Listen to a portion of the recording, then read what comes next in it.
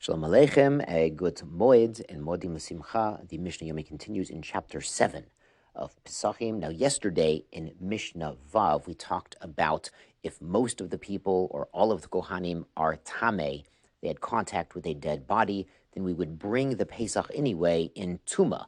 Instead of having, and if we have a minority that is tamei, they would wait until Pesach Sheni in ER, and the people who are tahor, who are ritually pure, would bring Pesach Rishon. Now that's about the people. Now Mishnah Zayin, where we start today, says a Pesach shenizrok damo. They had a korban Pesach. They applied the blood to the altar. Then they find out that the offering itself is tamei. We're not talking about the people. We're talking about either the meat or the blood of this korban Pesach. So what happens now is Tzitz miratze. Now the Tzitz was the golden head plate worn by the Kohen Gadol right under his tefillin shel rosh. It said Kodesh Lashem, and the Tzitz had a function that it effectively made karbanot, offerings that were tamei, that were contaminated, to still work.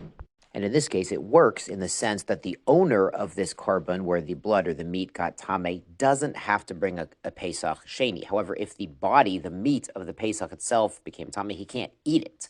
So he's in an interesting situation where he can't eat his Pesach from Nisan, but he doesn't have to bring a Pesach Sheni in Iyar. He's Yotze.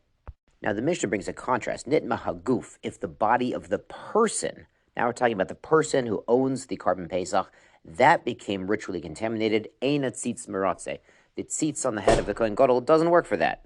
Mipnei amru, because they said in another place, and this will sound familiar if you've learned Daf Yomi, we recently finished Nazir, Mazel Tov. Ha-Nazir, someone who is a Nazir, who has to bring karbanot, has to bring offerings at the end of his term of Nazirut, v'osei Pesach, or he's going to bring his korban Pesach. Ha-tzitz meratze, the tzitz on the head of the Kohen Gadol, it works al tumat hadam. If the blood became ritually contaminated before being thrown on the altar, you can understand maybe the Kohen was tamei, or the kli catching the blood was tamei. But ve'ena tzitz meratzel tumat guf. But the tzitz doesn't work if the person bringing the Pesach or the Nazir bringing his offerings himself was contaminated. Then the tzitz doesn't help. The Mishnah here adds an exception. Nitma tumat home. If he was contaminated from tumah of the depths, the home is the depths, hatzitz meratze, then it does work. Now we did talk about tumat home at the end of Masechet Nazir, and the Bartner here reminds us this is a tumat met. It's part of a corpse. Shelo yada bo adam kodem lechen. No one knew about it. They just found out.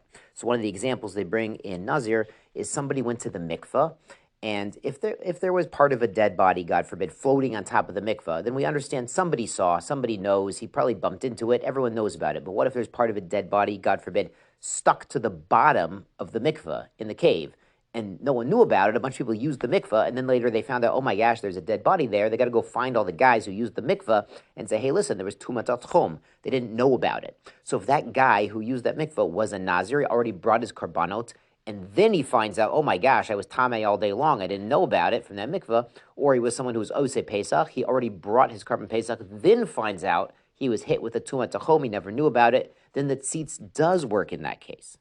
Now in Mishnah Chet, we're going to go back to tumah affecting the animal, the korban Pesach itself. Nitma shalom aribo, if the korban Pesach, the whole thing got tamei, or most of it got tamei, sorfin otol lifnei bira, we can burn it in front of the temple. Bira, Bartner explains, means the whole temple complex.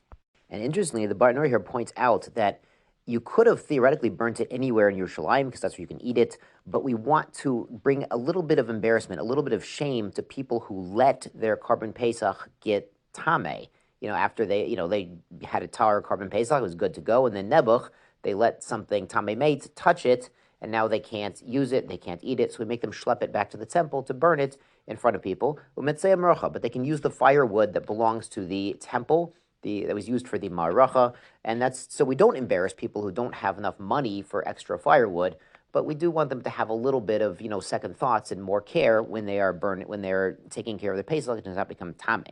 The Mishnah continues, nitma meyuto, if some of it got tamei, just pieces of it, v'notar, or the leftovers, sorfinoto b'chatzrotein, they can burn it in their own chatzor, their own courtyard, o gagotein, or on their roof. Often they would eat up on their roof, me'atzei atzman, from their own firewood. So if it's just little parts or the notar, everyone had notar. We're going to see everyone had leftovers because you couldn't break the bones. So the marrow inside the bones would become notar, would become leftovers automatically in everyone's carbon Pesach, even without any negligence on their part. So here, if it's just a little bit, we don't shame them to bring it back to the temple. But the Mishnah concludes that Saikonin, the people who were stingy, even though it was only part of it got tamei, they would schlep it back to the temple. They could use the temple firewood. So it's interesting that this last group of people, they were stingy, so they didn't want to spend money on extra firewood, so they would go, they would risk sort of the degree of humiliation of bringing part of their carbon Pesach back to the temple, and people see that. Though in any event, everyone had notar in the marrow of the bones, so in that case, it wasn't so bad. Chag Sameach, Tizkula Mitzvot.